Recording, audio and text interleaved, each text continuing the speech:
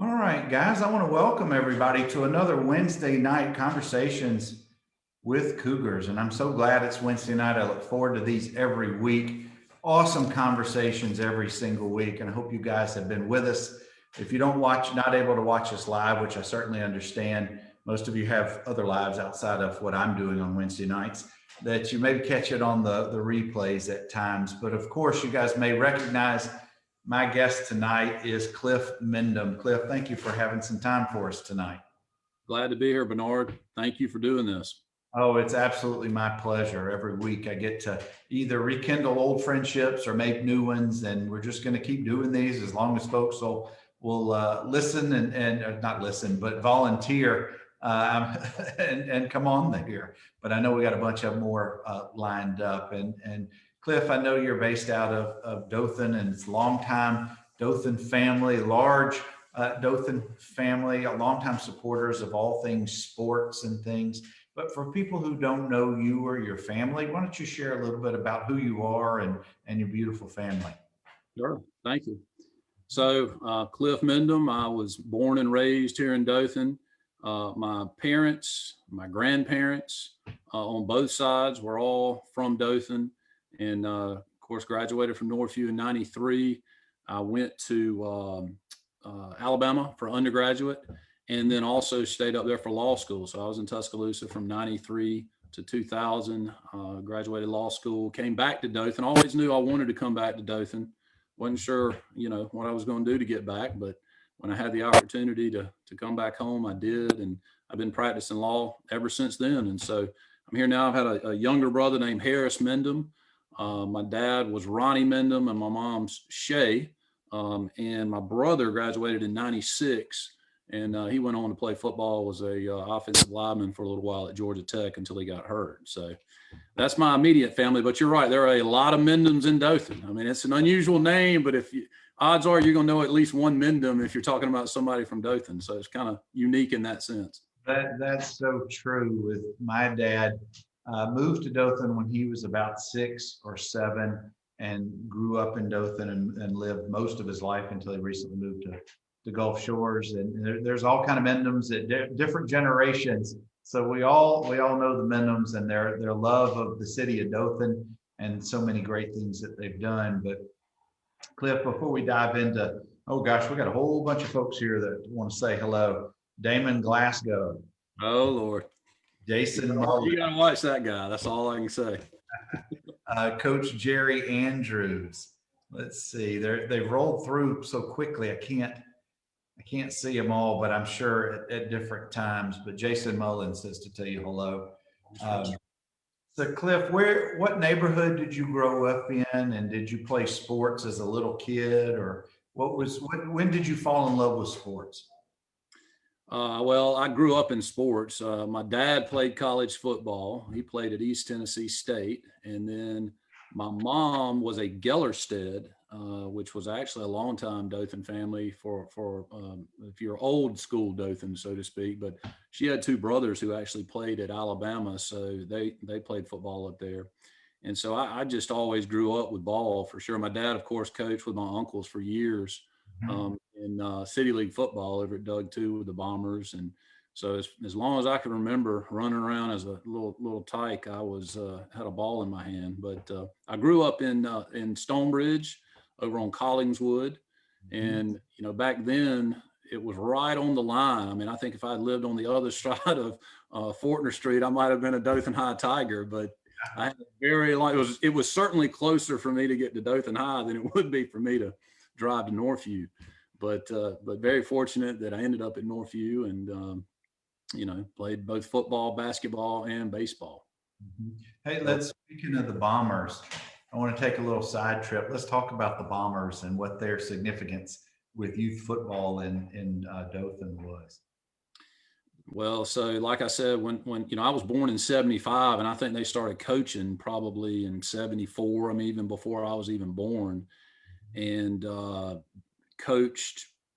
I think they basically coached until around 88, 89, and my brother kind of outsized. He got too big. I think they had a weight limit when we were coming along. If you weighed above 125, I don't even think they'd let you play. Nowadays, if you weigh above a certain, they'll put a stripe on your helmet and you can still go out there and be a lineman. But back then, they wouldn't even let you get on the field. So he kind of sized out because Harris was a big guy, as I said, an offensive lineman. And when that happened, he went over to Honeysuckle and started playing. And my dad actually started helping Coach Creel over there for a few years at Honeysuckle. But they coached just my dad, my uncle David Mendheim, my uncle Donald Mendheim, my uncle Jackie Mendheim.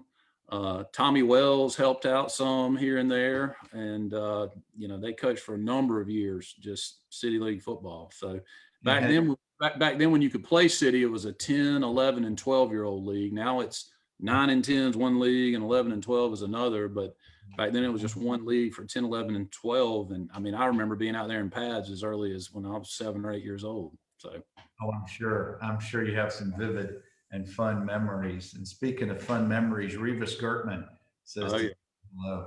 Old Gert. Yeah, old Gert, old principal at Eufaula High. Right. And Shirley C says to tell you hello. Let's see. A lot of love coming out. Blast from the past. Now, Cliff, where did you go to middle school? I went to Honeysuckle. And when you were at Honeysuckle, was there any doubt you were coming to Northview, or because of where you guys lived, was there ever discussion where you'd end up? There was a discussion because I love baseball so much. And, I grew up playing baseball at Doug 2, which is right there by Dothan High School. And Coach Collins, Terry Collins, was a good, close personal friend of my dad's. And he actually taught me, when I was a young guy, how to pitch. I mean, the proper technique and all that kind of stuff. So, there was some talk for a little while about me maybe going to Dothan High because I love baseball so much. But ultimately just stuck with it, and glad I did. Made the right decision. There's no question about that.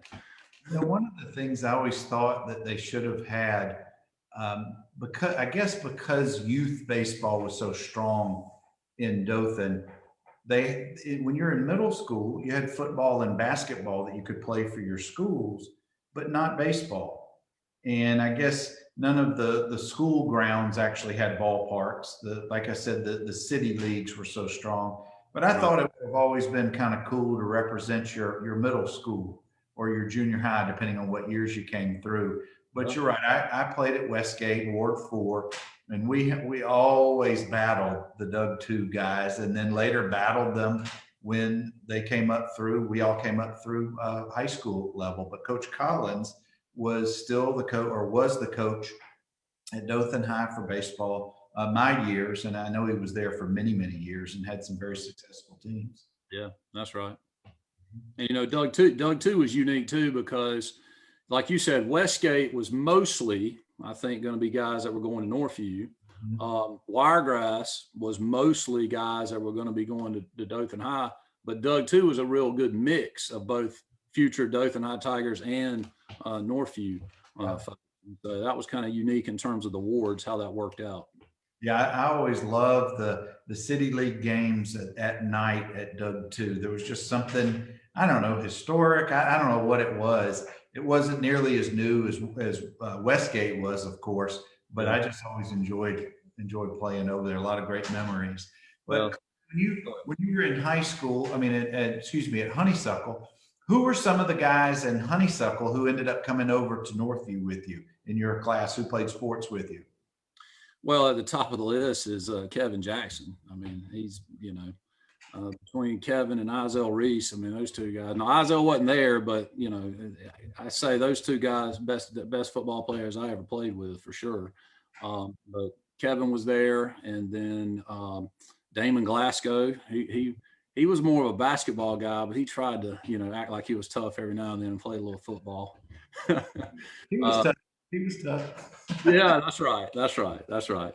But no, we had a good run over there with the guys that we did at Honeysuckle. But some of the guys I remember, like Willie White. I specifically remember Willie White because I was a tight end at that time, and even when I got to Northview for a couple years, and of course there's a story behind that. But Willie White was the one I was always going against, and that guy, he was like hitting a rock. It was so funny because he'd just sit there and laugh at you, and I'd come off as mad and as hard as I could, and he just put me on my butt every time, That's not right, but he's probably still has a great disposition and a laugh today. Absolutely. Cliff, I made the mistake in my thought process when I came over to Northview as a ninth grader that, I'll just go out for football in 10th grade. I'm a baseball player. That's my love. I don't really care that much about football, even though I played at Girard, had some success. I'm not going to go to that first ninth grade meeting.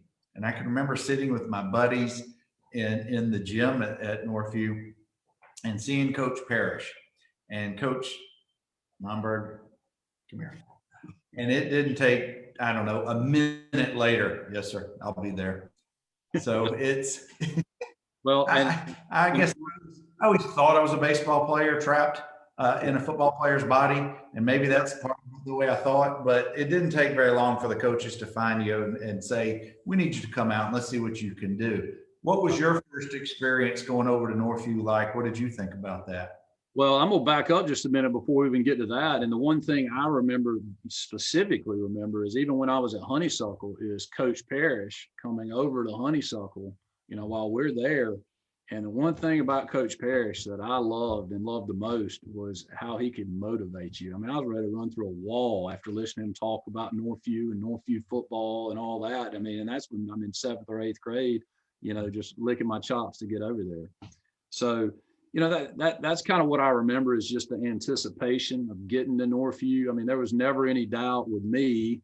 I mean, I was a football guy. I mean, basketball is my favorite sport, but if I had not played football, I would have broken a lot of hearts around my house between my mom and my dad and everybody else. And don't get me wrong, I did love it, but there was never any doubt I was going to be playing football when I got over there. Well, I was going to say, with the family that you grew up in, you either going to have to make a deal with the devil or you're just going to have to play. That's right. That's right. Well, had you been over to the high school? I always ask this because as an 8th grader transitioning to high school, it's one of those pivotal times of youth. And some people, the transition's no big deal. They're mentally ready for it. They're emotionally have matured. They're looking forward to it. Others are absolutely petrified because it's a large campus. It looks like a junior college. And coming out of Honeysuckle, you're a big fish in a small pond. And now everybody's coming to Northview from different parts of the city or the county.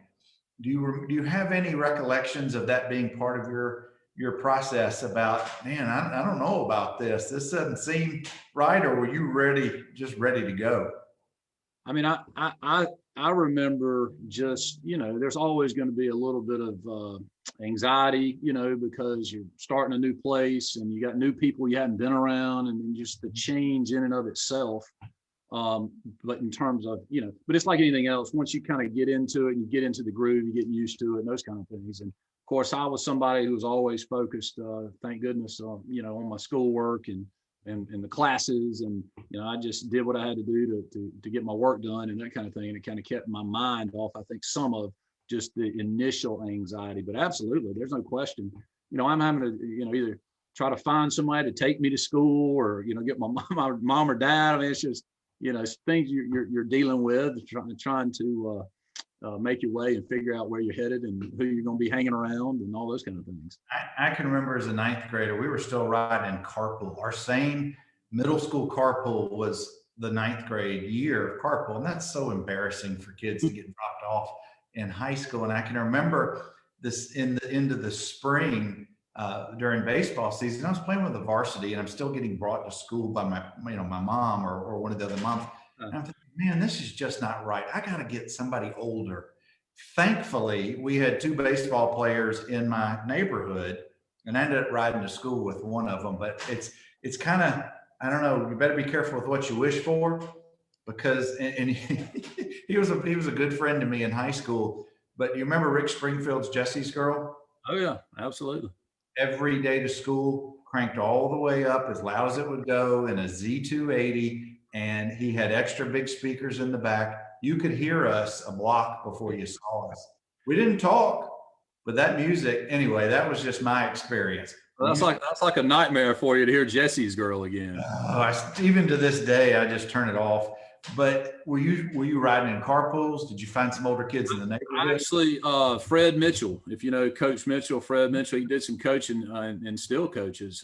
He was in my neighborhood. He was a senior, and fortunately for me, he agreed to let me hop in with him and ride with him. And so he used to have this old blue, and I don't know if it was like a Bronco or something, but that thing had glass packs in there that make you shake the neighborhood when you're riding by. That kind of. And gas used to be $5 a week to ride to school with Blake. That's great.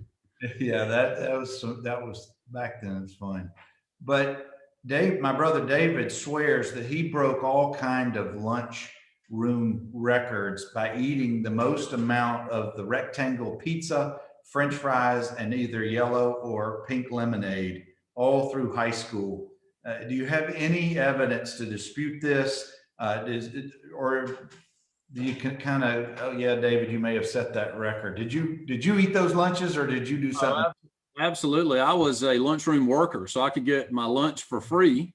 And so that was one way, I got a little bit of allowance, a monthly allowance. My parents tried to, teach me how to balance my own money or manage my own money kind of as I was growing up.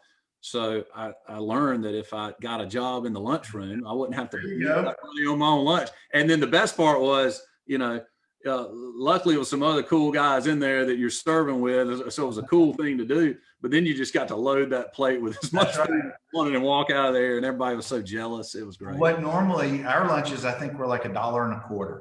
I don't know what they were when you came through, but you're right. You could just load up as much of that pizza.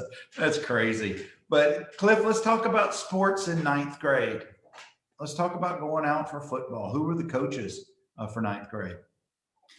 I think if I remember right, and it was in that picture, I want to say Coach Andrews, maybe Coach Tribute, were the ninth grade coaches for us. And although I remember Coach Andrews also being part of the quarterback coaches, I got on up there, but I still think I want to say he was on that ninth grade coaching staff.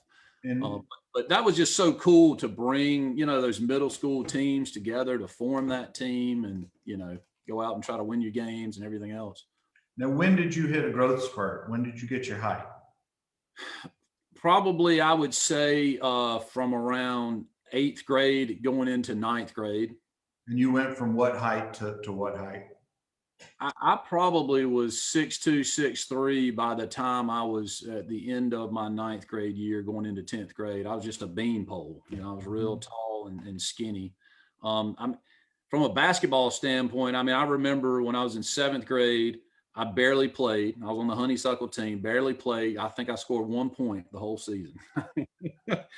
And then my 8th grade year, I shot up. And so I became the 6th man off the bench and played, a good bit here and there, whatever else. And then by my 9th grade season, when I got to Northview, I remember being team captain and, scoring a lot of points and things like that. So there was just a natural progression. But a lot of that had to do with my growth spurt and just kind of getting bigger and that kind of thing. And who was the 9th grade basketball coach? Oh, Lord. I don't specifically remember that because I played some 9th grade and a little bit of JV. And I remember Coach Atkins, I believe, was the JV coach for some of those games that we had. But I do not remember the 9th grade coach. And let's go back to football. Where were they having you? Where did you start to work out? Who was your competition? What was all that like, your 9th grade experience? Are you talking about where did we practice? When you say, well, I assume you were down in the bowl. Yeah, right. That's right. That's what I remember anyway, which I think that's now the softball field. It is. The hill's still there, but yeah, right. But what position, where were they having you work out? I was solely a tight end. That's basically where I was. And, I remember just in some of those games, taking advantage of some of the special teams where they, don't get coached up as much and getting in there and trying to block some punts and whatever else. I do remember Shane Hawkins, who's still a good friend of mine, was the quarterback that year for the 9th grade team. And I used to always just tell him, hey, if you get in trouble, man, just throw that thing up. I'm going to jump up there and get it, So that was the plan. Just throw it up high. I'll go get it, All right. That leads me to the question I've been wanting to ask, the nickname, Special C.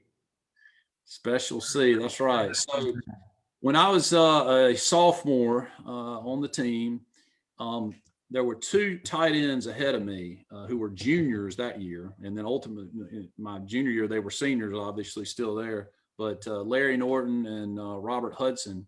And so I didn't have any chance at all of getting on the field. But what I did do is play on just about every special teams that there was as a sophomore. And so just jokingly one day, I think we were walking out from the locker room, getting ready to go get banged up a little bit, and joking around, just said, well, they only need to call these specialty teams anymore. They just call them Special C teams. And so after that, Gray Harrison and Tracy Knowles, just some of my buddies, they always just, what up, Special? What's up, Special? It's just stuck. And they kind of called me that for a little while. Now, I don't get that much anymore, but that is one nickname I remember from playing football, I was going to say, if you're in the courthouse or somewhere down in just in Dothan at all, and you hear, what's up, Special? It's got to take you right back to that time period. Absolutely. And Gray Harrison and I got to be real close too, because he was playing basketball and I was also. And we still to this day call each other Norton. What up, Norton? What up, Norton? And it was because of Larry Norton, who, is no longer with us now. But boy, he was a great player. And we used to love to joke about him and all his shenanigans. He loved to get out there and dictate what everybody was going to be doing on the field. It was great. Good player, very special athlete. But I want to take you to a very specific place on campus that I have vivid memories. I want to see if it holds true for your grades in there. You're in our locker, the old locker room under the gym or under the bleachers. And this is, we'll call it August practice. The season really hasn't started and students haven't really come in. But you're in the middle of either 2 or 3 practices in a given day. I can remember getting dressed and either hanging out in the hallway or near the tennis courts, trying to stay out of the sun and underneath some of the walk area, and just about dreading that couple 100-yard walk that was inevitable, that you've got to go do. So we all hung up by those stairs on the brick wall, tried to find some shade as long as we possibly could before we saw the coaches. And at least back in our day, we had to beat the coaches across the street. We had to be over across the track onto the field before the coaches. And I don't know why that became the thing, but then you would see 40 or 50 or 60 guys just sprinting when we saw the coaches coming out of the front of the gym. But I don't know if that's any of your memory or where you guys hung out before you had to make that dreaded walk to get over to practice. Oh yeah, same thing. I mean, I was still there. I mean, Coach Parrish was still there, all the way through my sophomore year. So I think that tradition, so to speak, was still in effect. And no, I do remember that, definitely. Well, what was the best part? What was the best thing for you about playing football at Northview? Honestly, looking back now, and you don't realize it at the time, but just the incredibly talented players that I got to play with, and of course the camaraderie and the friendships, and so many life lessons you learn just from playing football. I mean, one thing I've always said, and even I got into doing some youth league coaching myself here in Dothan after my dad passed away, but I still believe that football is the one sport that you're going to teach mental toughness more than any other, because you have to overcome that fear of hitting and being hit, and you don't do that in any other sport. Yeah, it's so important. I think you can't learn that with any other sport other than football. Yeah, you're either going to be the hitter or the hittee, and I think most people would rather be the hitter, not the hittee. That's exactly right. But even more importantly is once you overcome that fear, the confidence that it gives you, or, I've seen it in just young kids, just, coaching them as we're doing city ball and things like that. It carries over into everything you do in everyday life. It really does. The confidence on the sports field, gosh, it does. It translates into real life. But I'll tell you, one fellow who was very confident all through his career and is doing some great things in Dothan, a recent guest of mine, Izell Reese, has joined us. So I want to say hey to Izell and thank you for stopping by. And Dawn Truitt says to tell you hello. Oh yeah. We got a bunch of folks in here. Now, Cliff, it's not we don't win every game. We don't lose every game. We don't play every play. We're not we can't always be the top dog each game, each week. But you mentioned life lessons and how it teaches you the ups and downs and how it translates into real life. And I want to go there for just a minute or two. You talked about those talented tight ends that were just ahead of you. And I want to talk about how did those guys push you? How did they make you better? What was it about that experience that you were able to use maybe in college or law school or even practicing law now? Well, for me, it was certainly I wanted to be on the field and I wasn't able to get on the field. So, you have to stick with it. It's perseverance. It's not giving up, not quitting. And more importantly, because I wasn't able to get on the field, working that much harder to try and overcome that adversity by doing whatever I need to do to try to get better. And so that's just part of life. I mean, not everything's going to be roses, and you got to figure out how to make the best of it, and you can't give up. And there's a lot of that missing today, and I think that's why football is such an important role in what we've got going on in society and everything else. And there's no question that it helped me become who I am today. And I hope that's a good person who's, willing to stick with the hard times and do what you need to do to get through them and know that things are going to get better at some point. I'm always amazed to learn the journeys of any athlete, how they persevered. Some of them have those pivotal moments where they decide it's either flight or fight. And most of whom who I've interviewed this past year have fought and they've stuck around and they haven't just folded in. And where I want to go with this question is, and anybody watching this, please forgive me because this is just kind of a generalization. It's far too easy for the younger generations to just say, I'll just go do something else. It doesn't mean as much as it used to. And maybe because our generation, our youth and childhood experiences, it was a little simpler. We always played the sport of the season. We just moved to the next season. And you tried to get better. But we always had competition who was better than us or pushed us. And I want to know, did you ever have similar conversations with any of the youth you've coached where maybe you've had to stress to them, maybe you sounded like the old man, back in my day, we didn't do that. But as a coach for youth sports, how do you convey those types of things to the kids to get through to them so that they don't just, well, I'm going to quit and I'm going to go get into my phone or I'm going to go, do whatever. What do you say to the younger kids these days? Well, first of all, it's been a little while since I've coached football specifically, but I say that it's been 4 or 5 years. But I think that, the way that we always did it, I tried to remain true to the way I was coached, which I still think was kind of old school. With, you focus on fundamentals, you focus on doing things right, and you get very detail oriented to where you're almost commanding respect without having to be overbearing about it. When Coach Parrish walked out on that field, you're sitting upright, you were going to beat him to that field. You just knew what you had to do. And it's just because of the presence that he had, right?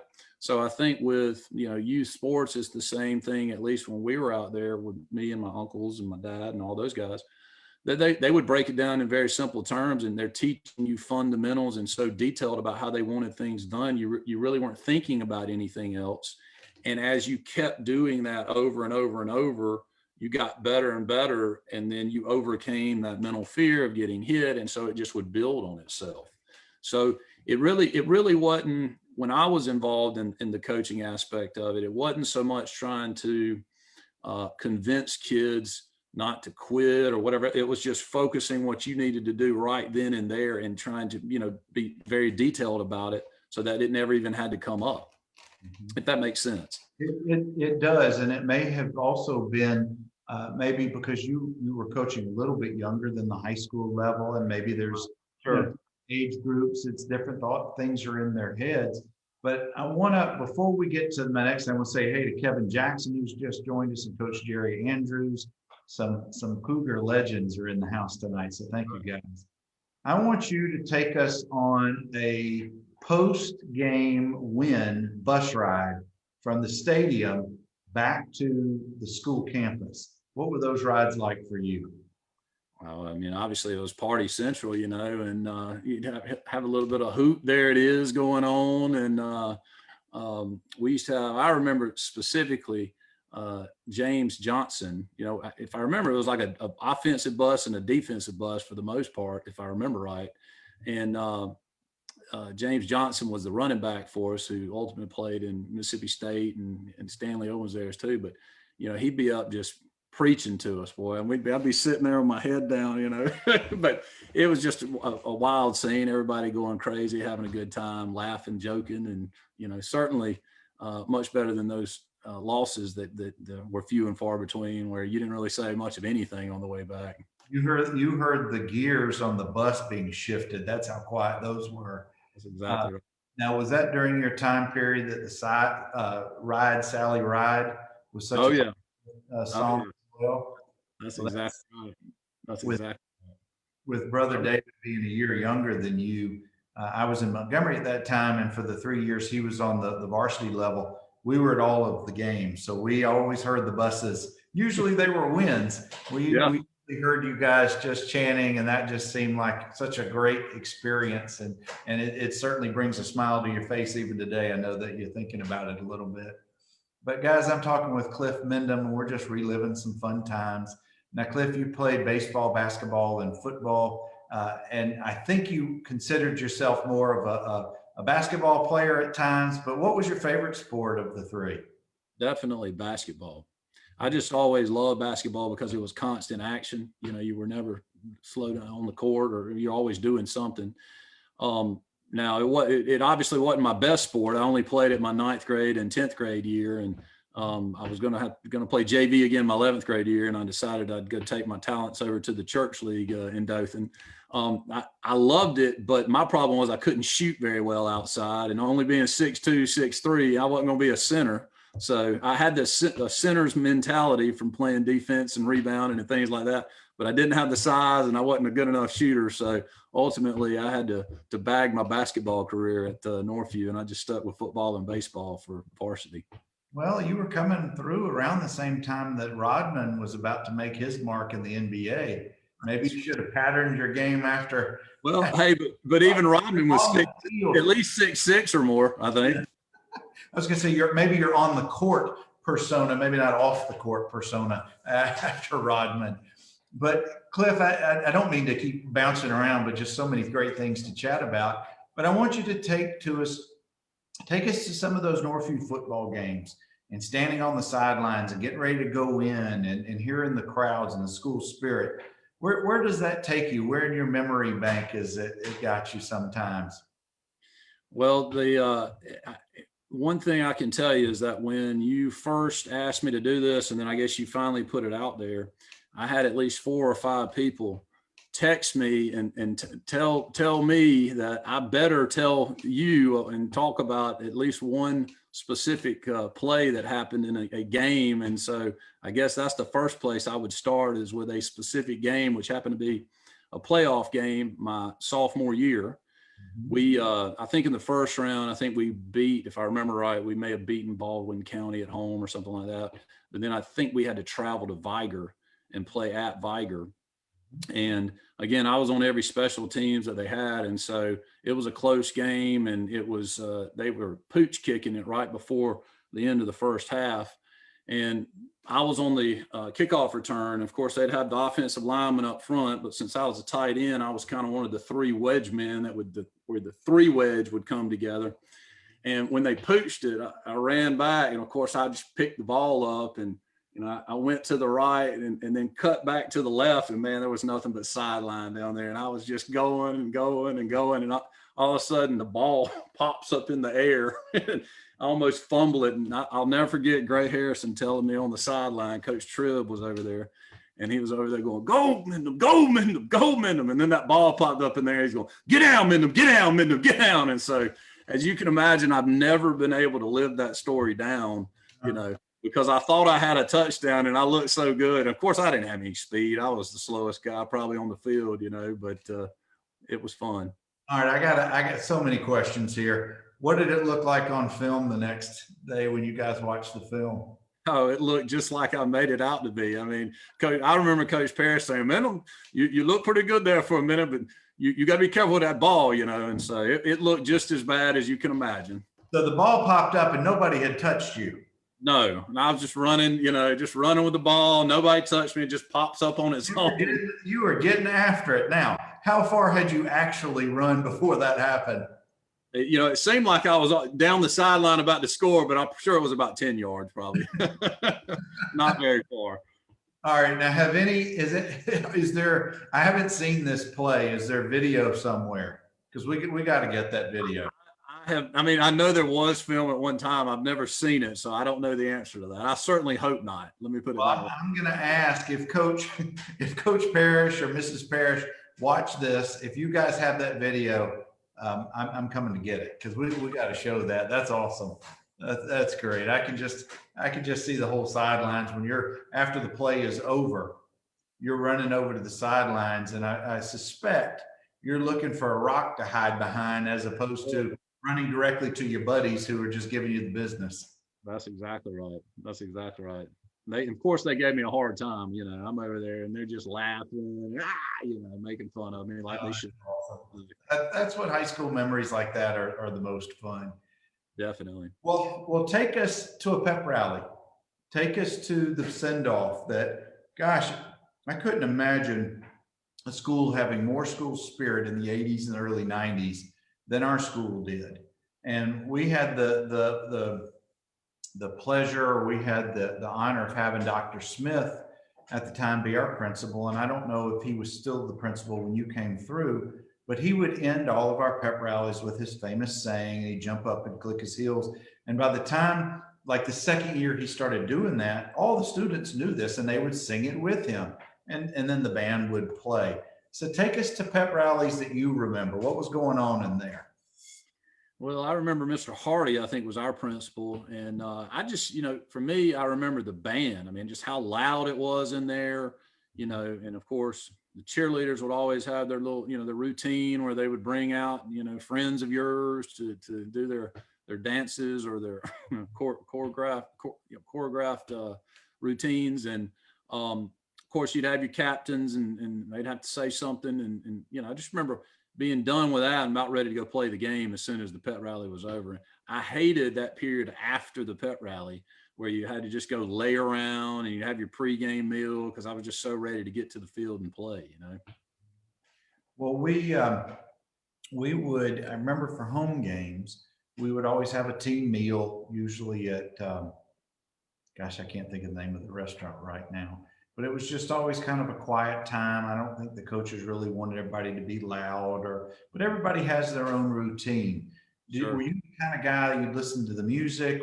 What was your routine if you had one before games? I remember just sleeping. I would go and nap, find somewhere, dark and just try to hold up and, just be to myself and kind of get my thoughts. And if I could get a few minutes of sleep in, that was going to be a good thing. But I would wait for the bus ride to have my Walkman going and get my music going. And that's where I was going to get, my game face on and really get ready to go. That's great. Now, I know that Cliff, after high school, you continued your athletic career in college. So I want to talk just a little bit about that. When you're going into your senior year of high school, what were you thinking about? Did you want to play after high school? Did you have an idea if that was going to be an option? Were you being recruited in any sports? What was going on for you?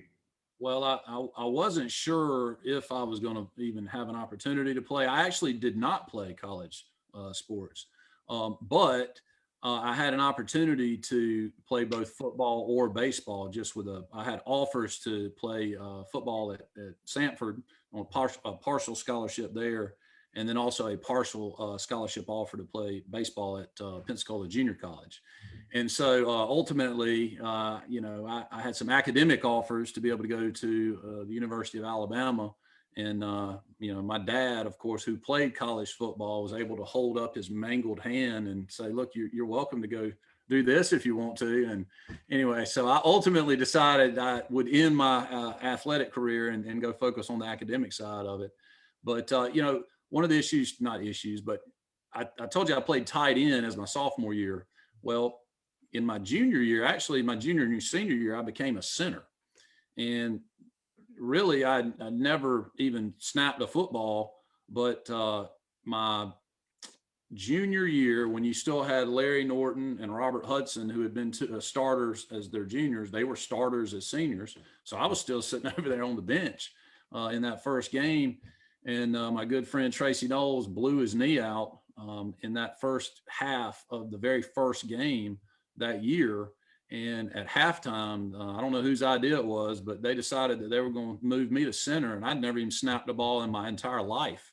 And so at halftime, I started snapping footballs, and they threw me out there, and that's when I became a center, was at halftime of the first game, and I played center from then on. So I still don't think I technically was an offensive lineman because I never really had the true size to be an offensive lineman.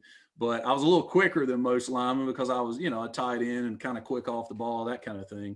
But I still think if I had any chance of playing any kind of college football, it probably would have been, I hope, at tight end, certainly not at center. Because what did you weigh your junior year?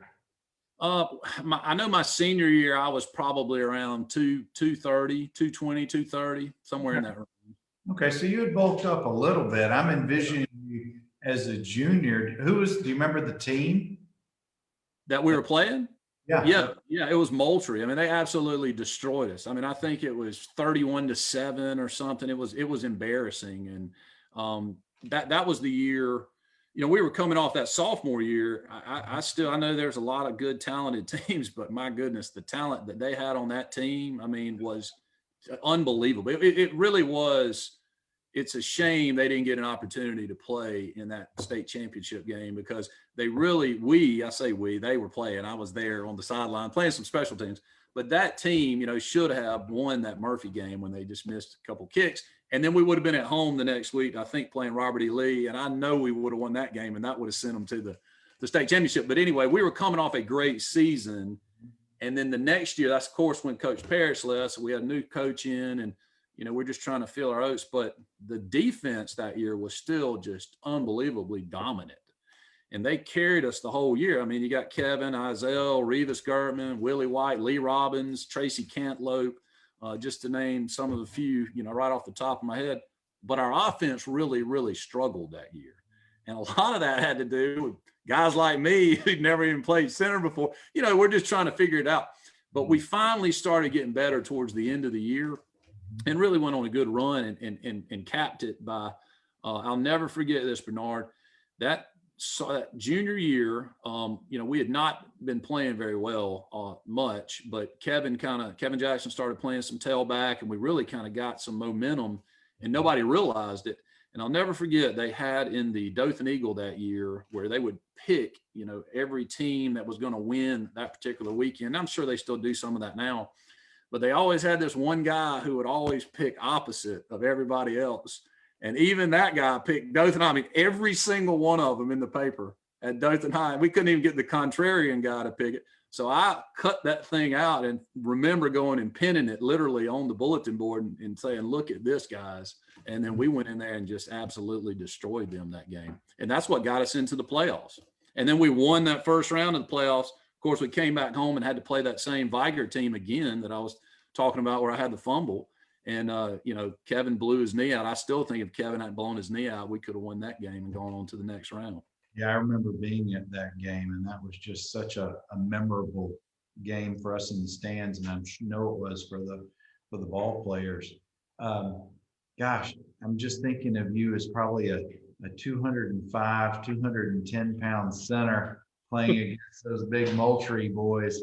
And with the center position, frankly, to me, is the hardest position, not just on the line, but frankly on the whole offense.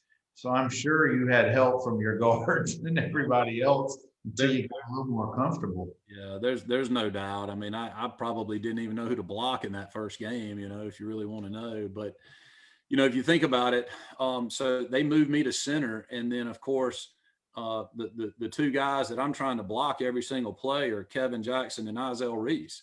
So, I mean, it doesn't, I'd run out there and do a lot of diving at their feet, and that was about it. But, you're going to either get a little bit better or you're going to learn real quick that they're going to be tattooing somebody. Well, that's exactly right. That defense had several players who ended up playing in college, most of whom were in Division I and outstanding players.